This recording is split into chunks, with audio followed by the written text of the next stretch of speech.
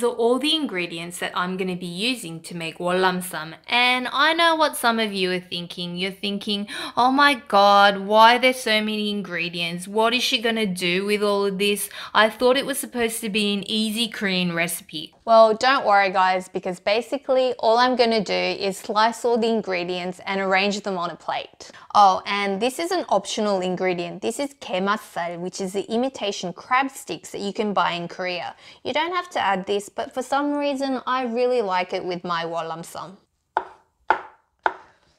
Seriously guys, I don't want to bore you with footage of me slicing vegetables over the next 10 minutes, so while I do this, let me give you a little bit of trivia about Wolnamssam. Wolnamssam takes its origins from hoi kwon, or Vietnamese fresh spring rolls.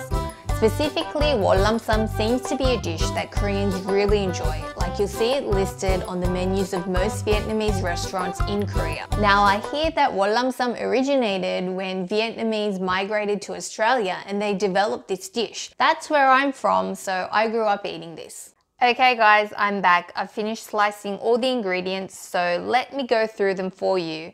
We have... For the greens, we're using... We also have mung bean sprouts, or sukjunamul. If you want to know how much of everything you're supposed to use, the answer is honestly as much as you like. Now arrange everything on a plate that's big enough to share. If you wanted to do a vegetarian version of Wolnamssam, this is all that you would have to prepare, and you could just wrap them up in these rice paper wraps and eat them. I'm not vegetarian, so I'm going to prepare some meat to eat with this. Let's leave this to chill in the fridge while we prepare the meat.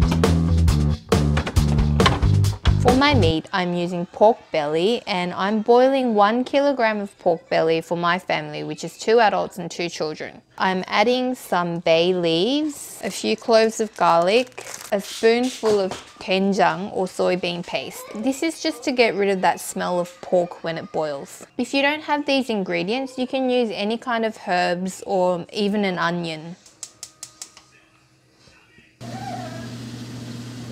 You can actually buy this sauce, Wolnamssam sauce, at Korean supermarkets. It's a mixture of like fish sauce and sweet chili sauce, but today I'm going to make my own sauce and it's really easy to do, so have a go at making your own.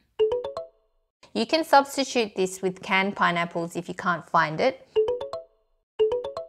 This is 멸치 액젓, which is anchovy extract. I couldn't find the Vietnamese fish sauce at my local supermarket, so I'm substituting it with this. So just use any kind of Asian fish sauce that you can find. If you're using fresh pineapples, depending on how sweet the pineapples are, you may need to add a little bit of sugar. So I tasted this and I'm gonna add just maybe a half a tablespoon of sugar to mine.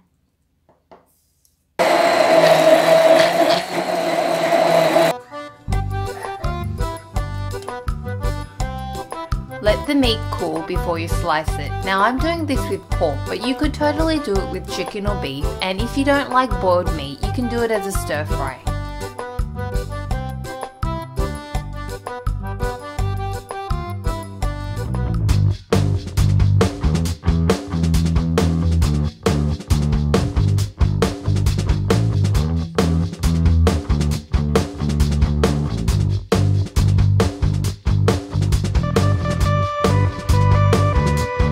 So if you enjoyed the video, please consider subscribing.